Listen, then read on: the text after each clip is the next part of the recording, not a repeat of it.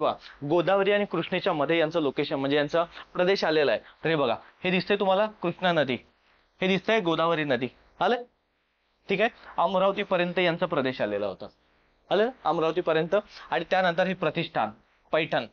आलं? आणि हे सातवाहन काळामधील त्यांचं ते हे राज्य दिलेलं आहे. इकडे बघा, त्यांचा हा प्रदेश पूर्ण त्यांचा विभागलेला आहे त्यांनी. म्हणजे पूर्ण तुम्हाला दिसतंय ना, म्हणजेच पूर्व पश्चिम, म्हणजे इकडे मुंबई पासून इकडे पंबई नाव दिलेलं आहे त्या काळातलं ते. बरं, मुंबई पासून ते हा पूर्ण प्रदेश हा कलिंग, बरोबर आहे, ओडिशा पर्यंत येतोय ना, आंध्र प्रदेश कलिंग. मग कलिंगचा राजा जो खारवेल होता, ठीक आहे ना, तर यांनी यांच्यावरती आक्रमण केलेलं पुढे.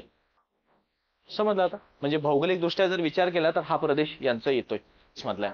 म्हणजे आज हे अमरावती म्हणलं ना, तर आंध्र प्रदेशची राजधानी आहे, हीच आहे ती. हे कुशाणांचे साम्राज्य कुठे, मग आता आडवे लाईन दिलेले आहे, हे बघा, हे कुशाण साम्राज्य, बरोबर आहे, हे असं दिलेलं आहे. हा पूर्ण भाग कुशाणांचा आलेला आहे. ठीक आहे, इथे कुशाण साम्राज्य म्हणून दिलेलं आहे.